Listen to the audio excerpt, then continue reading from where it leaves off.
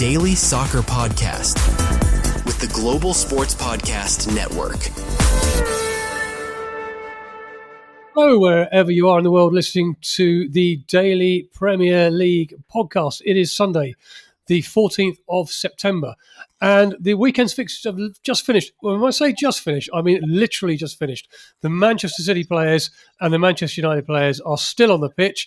One set of players is looking very pleased with themselves. The other set of players is certainly not. I am delighted today for this edition to be joined by Tom Elkins, GSPN podcaster and West Ham fan. Tom, how are you feeling, my friend? I don't know if it's going to be much of a surprise, but not brilliant, to be honest with you. I've been better. Yeah, well, we're going to have a look at what's going on at West Ham, particularly in the wake of their 3-0 defeat against Tottenham yesterday. We'll talk about that game, and we're going to run through all of the other games as well. It hasn't been the greatest weekend of Premier League football, I've got to say. 2 0-0 draws, not that many goals, not that much excitement, and not really much. We almost had a chance. We almost had a chance to talk about Liverpool dropping points at Burnley, didn't we? But of course, There's Mo Salah in the 94th minute. But let's kick off with the game that's just finished. Then Manchester City versus Manchester United.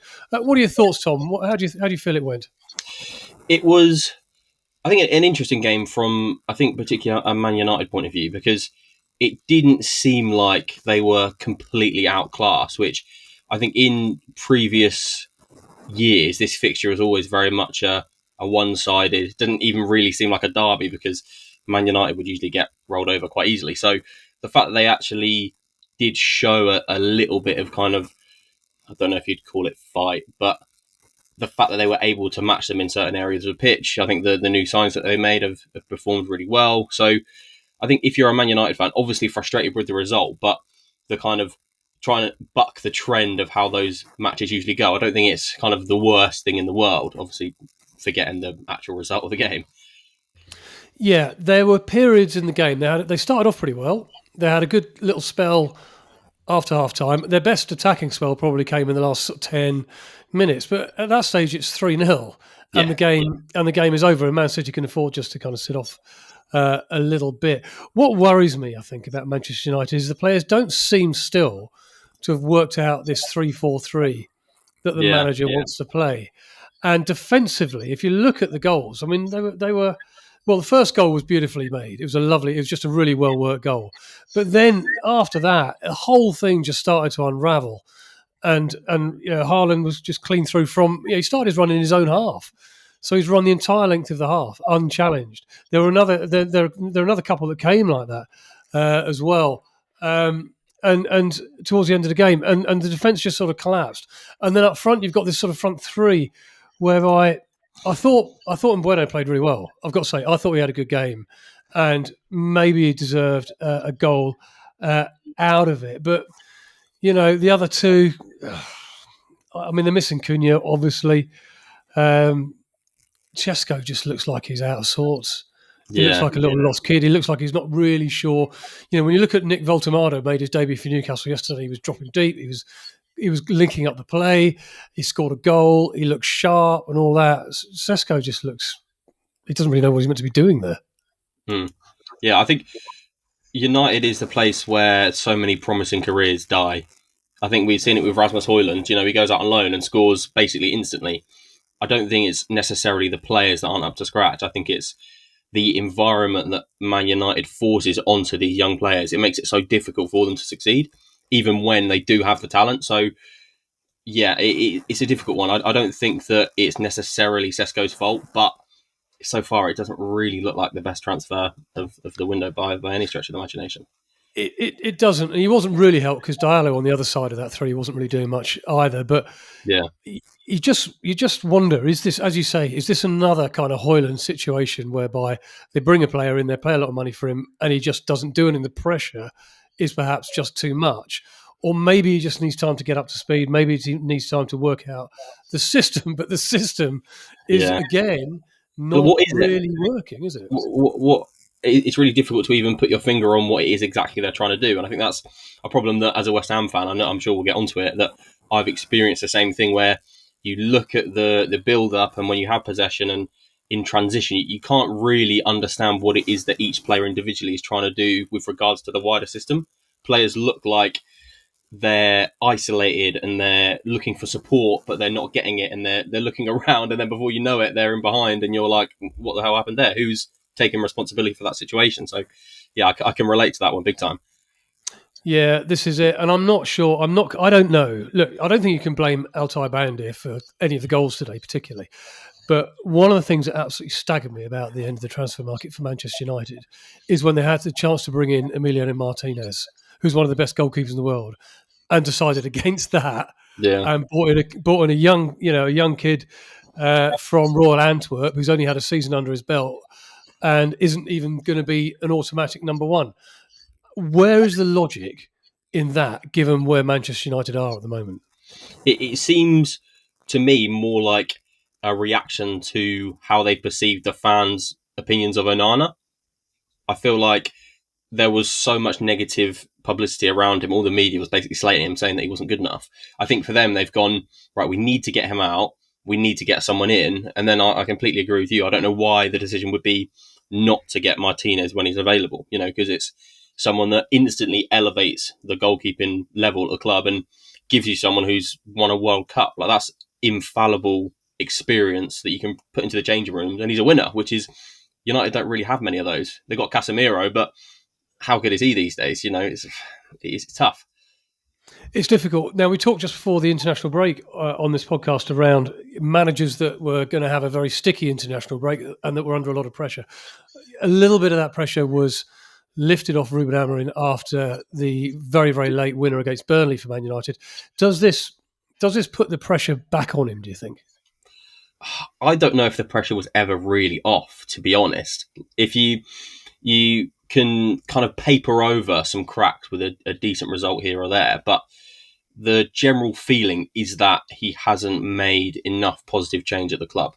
There are so many questions asked. There's still, it seems like every week there's some sort of controversy, or there's one player that they think is rubbish and should be sent off in the next transfer window. They need someone to come and steady the ship and get rid of all of the noise and only focus on the on-pitch stuff, which no manager has been able to do so far. And I don't even know if it's possible at this point, to be honest. I can't imagine any manager in the world, maybe bar one or two, that is going to be able to come in and completely take control of the whole situation to a point where they can get rid of all of the chatter that seems to kind of dilute Man United as a club. Yeah, and what do you think? Obviously, Man City haven't started the season that well today. Up until today, they've been a little bit hit and miss.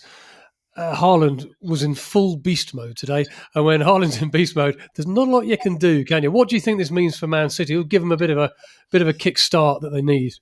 Yeah, I think they're in a transition, aren't they? They've had massive squad overhaul, which I think is very easily overlooked when people come to talk about Man City. People go, oh, how is it they can go from winning all of these trophies to then falling off as dramatically as they did? But it has to be expected. You can't continue like that forever. So now they have to try and do as much as they can this season, try and cultivate this group of players, which is, I think the age profile in their squad has gone down by quite a lot. They've been signing younger players. They have to look at this season as, don't be devastated if we don't win anything, because next season we put ourselves in a position to be challenging again. So I think it's a really good result. It shows that they are able to compete with the best teams. I don't know if you call Man United one of the best teams, but they are able to compete with teams that have good players. And the stuff about Haaland as well, he is a joke. On his day, he's so difficult to play against. His power, his speed, the way that he runs with the ball, his limbs are unbelievably long. It seems like he takes about 2 steps and he goes about 20 metres, which is quite kind of unbelievable. So, yeah, I think it's really positive. But again, how much can you kind of praise after beating Man United? It doesn't seem like it's that difficult of a feat these days. No, I know what you mean. I mean, Haaland, not only did he score 2, not only did he have most shots on goal than any other player, but he also had the most clearances than any other player on the pitch. He cleared the ball 6 times from his own penalty area. Yeah. And there was a little period of the game where he made about 4 clearances in a space of about 10, 15 seconds as the ball just kept on kind of being pinged into the Manchester City box. And every time he got his head on it. So 7 goals for Haaland against Manchester United. Phil Foden, it was his 7th Manchester derby goal, and it's great to see Foden back on the score sheet as well, I think. Yeah, it looked like he was starting to become a little bit more of himself from that season when he was Player of the Year. It seemed like there was glimpses of that Phil Foden. I don't think that's something we have seen since that season. So the fact that he is hopefully heading in that direction, especially leading up to the World Cup, it's a perfect time for him to start to kick on, hopefully lead City in a positive direction. And I think as an England fan, you want the English players to be playing well and challenging to make Thomas Tuchel's job in the summer more difficult, because we've got such a plethora of talent. If we've just got another one knocking on the door, it can only be a good thing. 100%. I think England will benefit from a fit and firing Phil Foden without a shadow of a doubt. So opposite then emotions for the two Manchester clubs after today's game. City will be looking up. Manchester United will be scratching their heads yet again. A quick word on the other game today. There's only one more game today. Burnley versus Liverpool. It was 0-0 until the 94th minute. And hey, presto, what do you imagine? Liverpool come up with a winner courtesy of a Mo Salah penalty. They haven't been playing that well, Liverpool, and yet played 4-1-4. They just seem to find a way of winning these games, don't they? Yeah, isn't that the sign of a champion? You win when you don't play well. I think that's kind of every good repeated champion team has always had seasons where they haven't been the best team. They haven't played the best every game, but they just get the results. And that's something that I think that in the last few years, Arsenal have never done. There's never been a full season where Arsenal have been consistently in games, haven't played well, but have managed to win. And I think that's the difference between champions and second place. So from a Liverpool perspective, obviously not brilliant with the way that they played, but if you get the points, then I don't think you can really complain too much in the grand scheme of things. It was a difficult kind of game for them because Burnley. Watching Burnley was like watching Burnley last year in the Championship. They just came for a 0-0. That's all they wanted to do, to get a 0-0. So it was defence versus attack pretty much the entire game, and Liverpool just knocking on the door. And you get to that stage where you go, yeah, they're going to do it. And then you go, well, actually, are they? There's only about a minute and a half left. And Cross came in from Frimpong. Hannibal sticks his arm out, and everybody just goes, "Oh no!"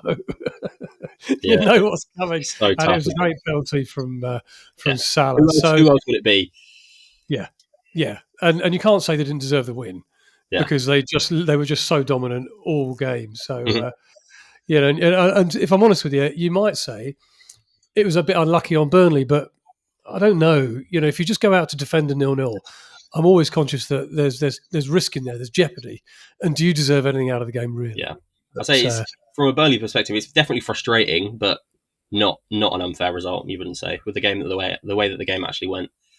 Yeah, no, I think you're right. Right, in a couple of moments, we're going to move on to probably the most interesting game of yesterday. I think the biggest win certainly of the weekend. And we'll be coming to that in just a moment. But before that, a word from our sponsor. Your body is unique. And Global Sports Podcast Network has partnered with Bionic, the world's most personalised supplements. Bionic provide 100% tailor-made supplements designed to deliver precisely what your body needs at exactly the right level to optimise your health. No guessing. So click the link in the show notes. Use the code GSPN2025 for 40% off your first month's subscription. Bionic. Don't settle for off-the-shelf solutions made for just anybody. Get what's right for you right now.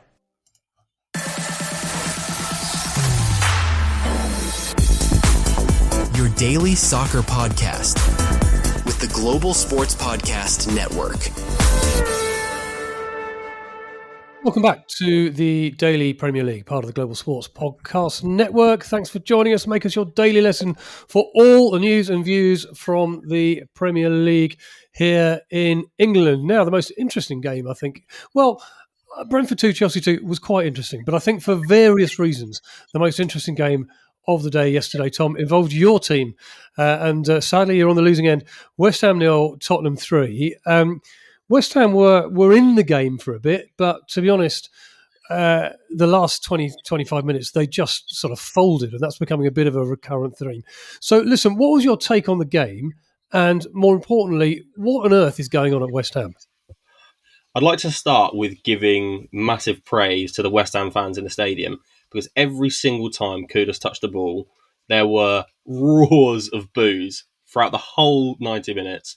Maybe trailed off a little bit at the end when we were 3-0 down, but for most of the game, he was getting booed tremendously, which made me very happy, because you don't just go from West Ham to Spurs and expect everyone to be happy about it. So well done to the West Ham fans for that. Actually, moving on to the football, I think you're very kind to say that we were even in it for any amount of the game. I think the first half we kind of muddled our way through it. Didn't look horrific, but never really had any sort of clinical chances that if we had a striker on the pitch, which we didn't for whatever reason, they would have been able to put away. It's just the same thing that we've been saying this season, that we've been saying last season. It just isn't working. Something isn't right. The not playing with a striker, I think, is a really strange decision. I don't know why we wouldn't put some of the academy lads. We've got the young striker Callum Marshall, who was on loan last year, did really well. He's now in the squad. I don't know why he's not on the bench. I don't think he's unfit. I would just throw him on. I'd rather play with someone who knows how to play striker than just put Paqueta up there, because that's not what he does. It's really difficult to expect him to do that job when that's not what he does by trade. And then as soon as the red card happens, we just absolutely capitulate and it becomes embarrassing. I think there's no embarrassment losing if you've had a player sent off, but at that point you have to accept the loss and dig your heels in and be like, we're not going to concede anymore. It's a London rival. We're at home. Let's just make this a really boring, really dull. We're just going to clear everything, be really solid.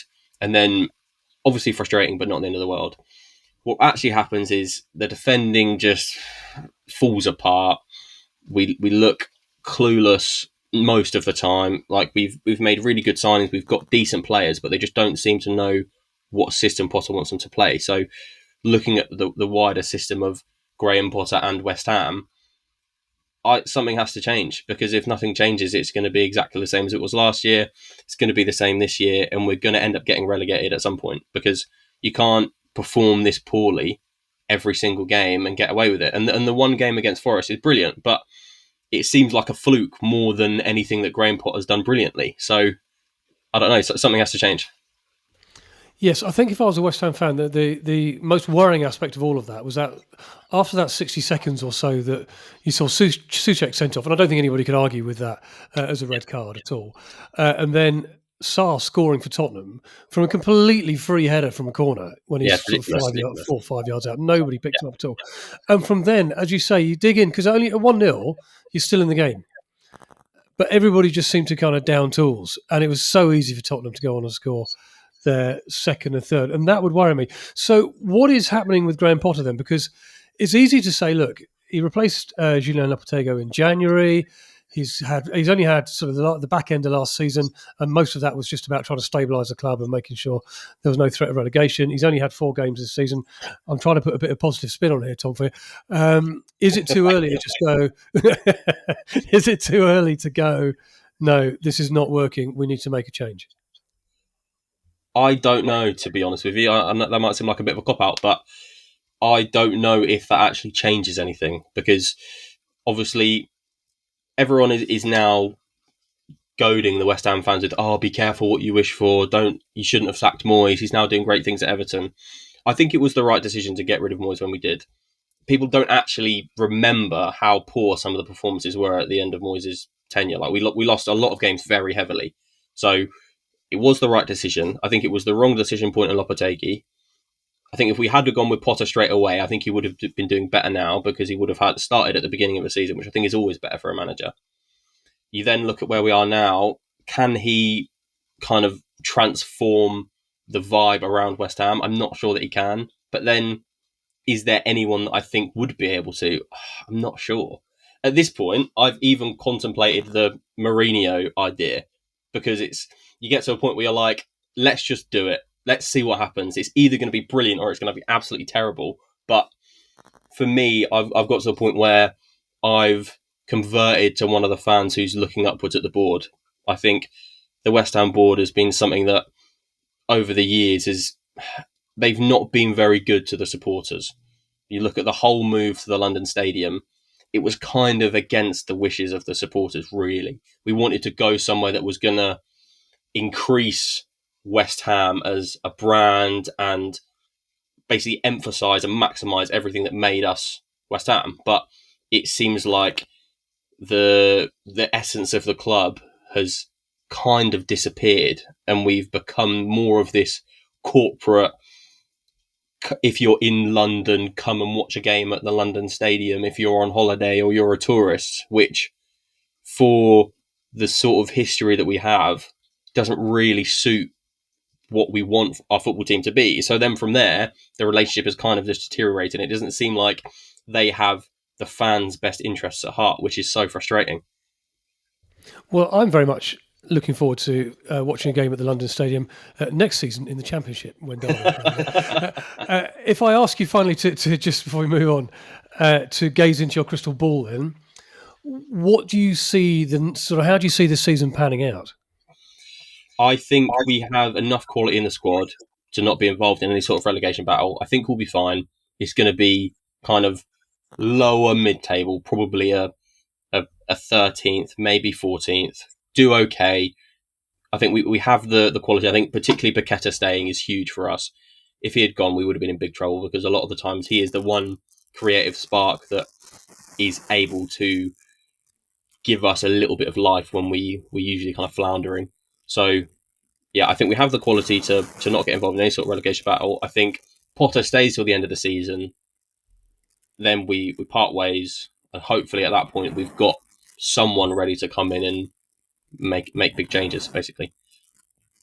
Yeah, well, we'll see. We'll see. I think looking at 13th is pretty optimistic at this moment in time. When I'm looking at the table, I'm looking at performances, and when I see Graham Potter standing on the touchline as he did yesterday, looking quite frankly bemused by what he was watching. And it's a similar thing we've been talking about Ruben Amorim in terms of, look, are the players just simply not getting his ideas? And maybe it'll click. Maybe you just need one result. But we thought that might have been a Forest game. Is that enough to kick you on? So it'll be interesting times. Interestingly, last week I had Kate Monroe on the pod as co-host, and she's obviously a big Leeds fan. And we've been talking. We talked to the international break, Ken and I, when we did it, around the sack race around managers, which I know is ludicrously early in the season. But my big sort of outside tip, if you wanted to put your mortgage on anything, was Ruben Amorim out at some stage this season and Oliver Glasner in at Manchester United. And then, but by the time we were joined by Kate back in the last week, of course, Nuno had left Forest. And she kind of quite fancies Farker out and Nuno in, perhaps, at Leeds. But once these managers start becoming available, it really puts the pressure on, doesn't it? It really puts the pressure on managers who are already in a job, who are looking very nervously over their shoulders. Yeah, definitely. And I think we would be stupid to not look at Nuno, to be honest. Like, you see the work that he's done at Forest. I don't think he lost his job because of his on-pitch performance. I think it's the majority of relationship that's deteriorated. So the fact that a manager has become available that's done well, there wasn't a demise, seems like a relatively smart idea to suss them out and see if they would work. If he was available, I wouldn't be opposed to going for it, to be honest. I wouldn't be opposed to pulling the trigger. But is it going to be a similar situation to when we got Potter? Is anything going to be different? Well, that's the question, and he did a decent job at Wolves before it turned sour. He didn't do very well at Tottenham at all, but he did a great job at Forest. So we'll see how that pans out. Before we move on then to the rest of the weekend's games here at the Global Sports Podcast Network, we spent a lot of time selecting our delivery platform, and Zencaster came out the clear winner with 4K video recording from your phone, AI editing that automatically removes all those ums and ahs. It's super easy to start a podcast that sounds great and is delivered efficiently. So if you are ready to tell your story, check out the link in the show description to learn more about Zencaster. And we like it. We like it here at the Global Sports Podcast Network. Right, let's have a quick run through then in the last few minutes of the podcast of the rest of the weekend's games. I'm going to start with Bournemouth. Bournemouth 2, Brighton and Hove Albion 1. Now, Bournemouth have won 3 in a row now, which is the first time they've done that, I think, in the Premier League. And they sit fourth in the table. They've had a cracking start, haven't they? Started really, really well. Yeah, they really have. And I think that is a bit of a surprise to a lot of people because, that they lost some considerable talent and they don't really seem to be any worse off for it, which is amazing. Semenyo looks to be at his best. That goal from Alex Scott as well. Bloody hell, what an absolute rocket. Brilliant. That was a great hit. Yeah, that was a great hit. So, it's just, I'm jealous, to be honest. You see, it's really demoralising when you see so many teams that seem to not have the sort of financial backing that you have, but somehow they're able to build brilliant teams. So, Well, bloody yeah, well I mean, done. Bournemouth have a lot of. I mean, they've got a lot of backing, but they can't really spend it because they don't have any Yeah. revenue. You know, a stadium of what 12,500 people in. Mhm. But yes, as you say, Semenyo is brilliant. He's had such a good start to the season. He was excellent yesterday. One assist, one penalty. Great hit from Alex Scott. Yeah, Brighton haven't quite got going this season. You feel there's a lot more to come. I wonder if they're one of these teams that has overachieved in the last couple of years, and this season perhaps will find their what you might describe as their natural pecking order place a bit lower down from where they have been in recent times. Yeah, I Um, agree. It's always tough because whenever one of their players gets good, they get pinched. So I feel like they're always in a state of apprehension that their players are going to do well and they leave. So it's a quite a unique model, really. They're very happy to let players go. So I think the fact that they have been as good as they have been over the past few seasons is more of a testament to how well they have been run. So the fact that they slip back a little bit isn't a massive surprise to me, really. No, I agree. I mean, we're only 4 games on, so yeah, plenty to happen. Yeah, a Yeah, couple of 0-0 draws and pretty much 0-0 ball draws. Sometimes yeah, you see 0-0s which are tremendously exciting. Neither of these games were. Palace 0, Sunderland 0, Everton 0, Villa 0. Palace have yet to win at home in the league this season. They don't lose. They never lose. Palace. But they haven't won at the home. This is, of course, the start of the post Eze era, and without Ismaili Sarr as well, I just thought they lacked any kind of creative spark yesterday. Sunderland, they have started the season well as a promoted side. I fancy them, and I said this at the start of the season. I fancied them out of the 3 promoted sides to do the best, but they needed the keeper yesterday, Robin Roos, just to last 15 minutes. Mateta had a good chance, Kamada had a good chance, and the keeper kept them in it. But Sunderland, Sunderland are giving it a good go at the start of the season. yeah. They really are, and obviously I know that all too well. First game of the season was quite embarrassing. Again, they absolutely destroyed us. They were so up for it, and I think that's as a promoted team, you have to want it more than the other team. And I think that's something that you can see in the Sunderland players. They've been sold this idea that we are going to stay up this year. If you work your socks off, we're going to stay up. So the fact that they are getting points pretty consistently isn't a surprise to me at all. Yeah, and getting a point at Selhurst Park is never. I mean, any away point in the Premier League is a good point, but an away point at Selhurst is certainly good. And Everton 0, Villa 0. A very drab game. Villa. I mean, look, what on earth's going on at Villa? No goals at all. Not a single goal this season. One shot on target yesterday. I mean, they're lucky they had Martinez back in goal, because otherwise Everton would have won that game quite comfortably. They dominated it, and Martinez pulled off a couple of really, really good saves. Villa, it's just not happening there, is it? No, this is a conversation you would have thought we would have had if Ollie Watkins had left, but he hasn't. So I don't really know. Don't know what to say really. I don't know what's happening. They just don't seem to have anyone who's looking to kind of grab the game by the scruff of the neck. Well, yeah. If you look at the back end of last season, they had Asensio on loan, they had Rashford on loan, they had Jacob Ramsey. All 3 of them have left. Morgan Rogers hasn't really hit form yet. I thought he played well for England in the week, by the way. I thought he played really well. But if you take all of that kind of creative attacking talent out, it's difficult. Emery's been playing McGinn on the right, which he's received a lot of criticism for. He cut a very frustrated figure on the touchline yesterday, but their XG from yesterday was 0.54 compared to Everton's 2.17. So I mean, that tells you, how much of a one-sided game it was. And Grealish is really hitting form at Everton, and they'll be disappointed that they didn't come away with 3 points there. But Yeah, definitely. they've started the season well, Everton. Yeah, I think one of the Everton's biggest issues is Beto. I really don't like him. I just don't think he's good enough. His finishing is not up to standard for someone who's going to be starting most games in the Premier League. You look at the team that Everton have constructed with getting Jack Grealish in, with Dewsbury Hall in behind, who looks so good. I think he's played really well.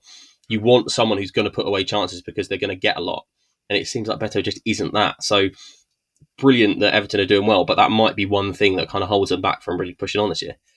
Yeah, I did very early on Saturday morning put Beto. I bought Beto into my fantasy league team. I know, not because I wanted to, but he was the only player who I could afford, who I knew was going to play. And I thought, well, against Villa, he's got a great chance. And he had 2 great chances, and he fluffed both of them. But he'll be out. He'll be out next week. He's gone. He's been bought in. I'm going to sell him straight away. Same. Yeah. One of the more bizarre goals that we saw over the weekend was a rather spectacular own goal right at the end of the Fulham Leeds game. It was 0-0, and in about the 93rd, 94th minute, Fulham had a corner. And I don't know if you saw this. Yeah, Gabriel Gudmundsson with an absolute brilliant bullet header right into the corner of his own goal. I mean, his face, if you haven't seen this, go and have a look on wherever you see your goals. But a corner comes across and he's defending, but he's facing his own goal. But he doesn't seem to make any effort to actually kind of clear it. He just kind of heads it and it flies into the back of the net. What on earth's going through his mind? I don't know. It was a very bizarre goal, wasn't it? Yeah, he seems to do the only thing that he shouldn't have done is head it in the direction of your own goal. There wasn't anyone directly next to him.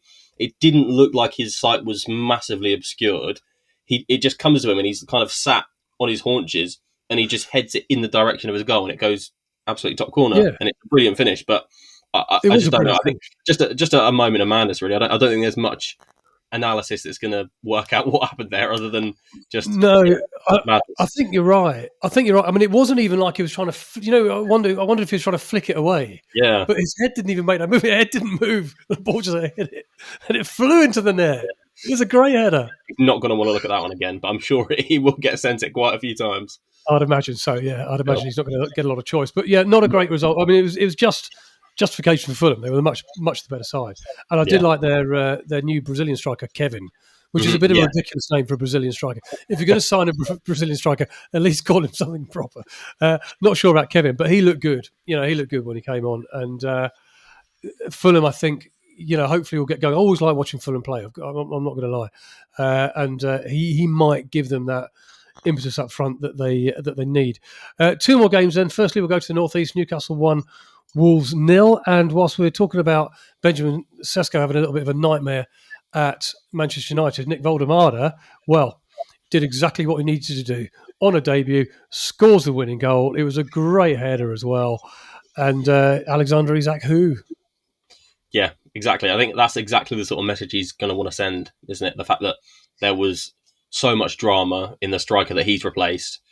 The best way to kind of shut people up is by scoring, and it was a brilliant goal. And it seems like that sort of finish, it seemed really natural. It didn't seem like he didn't leap massively in the air and have to get loads on it. He was just in the right place at the right time, and the finish was calm but perfect, the exact perfect spot. Keeper didn't have a chance, and yeah, I would imagine there's going to be a lot more crosses into that Newcastle penalty area. Yeah, 6'6". He's some unit. Yeah. And but what I liked about the goal particularly is that he kind of came forward as the ball was about to be crossed in by Jacob Murphy, and it was a lovely little cross.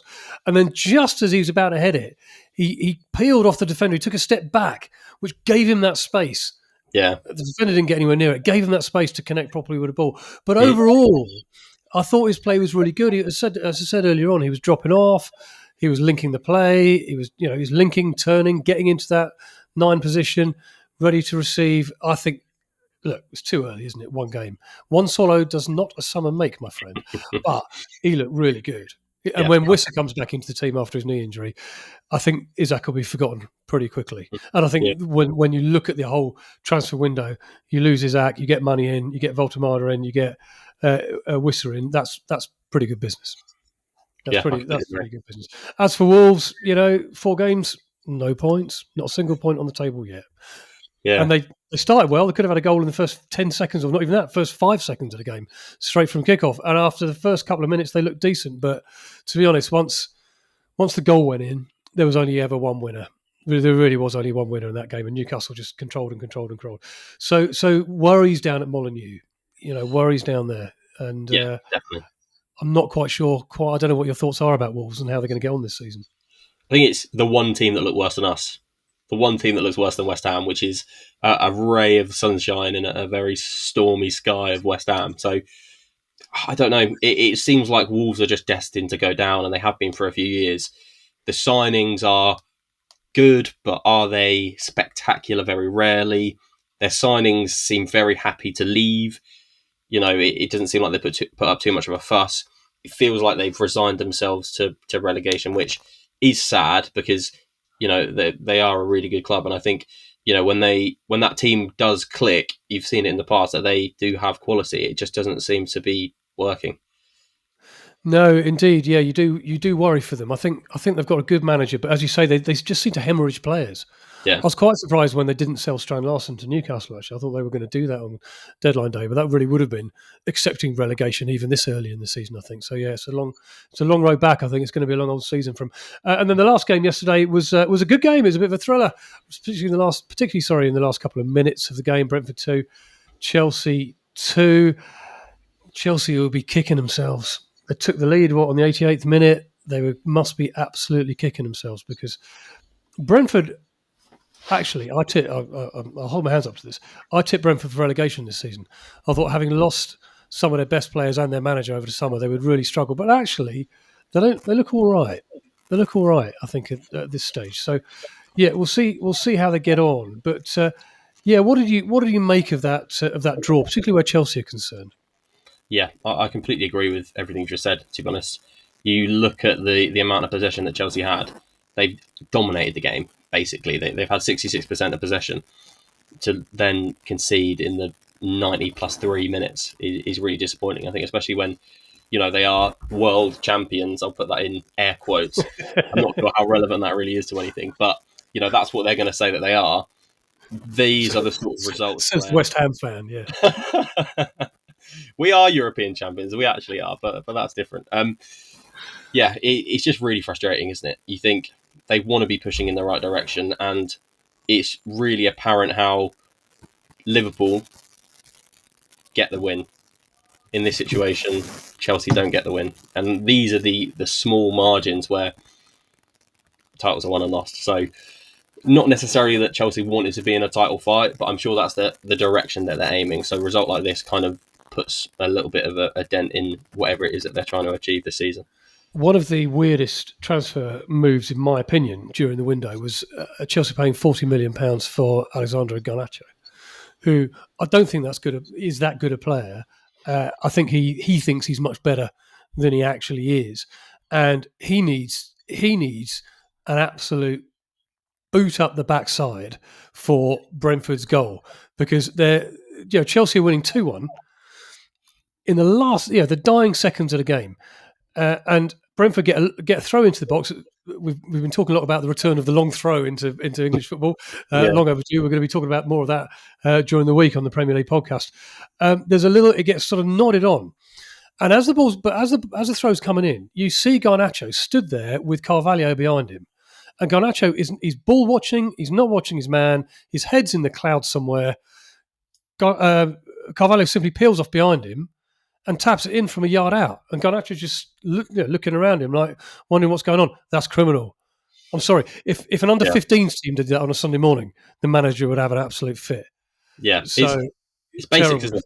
You just track your man. You have to track your man. And if you lose him and he scores, it's pretty much 100% your fault. I don't really think there's anyone else you can blame in that situation, And that feels testament to the way that Garnacho is perceived by the public. He very much seems like he's idolised Ronaldo's model of footballing persona, where I am the main man, I think I'm brilliant, and I want you to believe me, which is brilliant when you're playing well, but you can't make those stupid mistakes, because that's just going to fuel the fire that people think you're, a bit of an arse, which I think he probably is, to be honest. And he needs a manager that's going to, I don't know if Maresca's this sort of manager, but someone that needs to get him doing the football basics before anything else, because there's obviously a good player in there, but is there any manager that's going to be ruthless enough to give him what he needs to get out of him? I'm not so sure.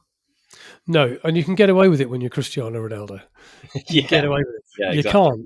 You can't when you're Alessandro Garnacho, because you just don't. You've done absolutely nothing to justify that opinion of yourself. But no, look, as you say, it's one thing losing a man and if he scores, but when he scores from a tap in from a yard out, it's not like he's even had to do anything. I bet you couldn't believe his luck, Carvalho. But there we are. So 2 points dropped. So we finished the weekend as such at top of the table. Liverpool 12 points from 4, so they've won all their games. Then Arsenal and Tottenham and Bournemouth all on 9 from 4. They occupy the top 4 spots. Then Chelsea come next with 8. Everton, Sunderland and Man City complete the top 8. Down the bottom, Wolves played 4, 0 points. Played 4, lost 4. Villa played 4, only 2 points. They haven't won a game either so far, but at least they've had a couple of draws. Then in 18th spot, Tom, West Ham, played 4, 3 points. Also Burnley in 17th, played 4, 3 points. Then you go up to a whole host of teams on 4 points, taking you right up to Fulham in 11th with 5. So that's been a good wrap-up of the weekend's games. Thank you very much indeed for joining us. We're back tomorrow. Ken and I will pick the bones out of some of the key talking points. But until then, Tom, thank you very much indeed for joining us. A pleasure having you on. Nice one. Thank you very much for having me, mate. That's all right. We'll get you back. Don't worry about that. And thank you for listening. Wherever you are in the world, look after yourselves, look after each other. Take care. Bye-bye.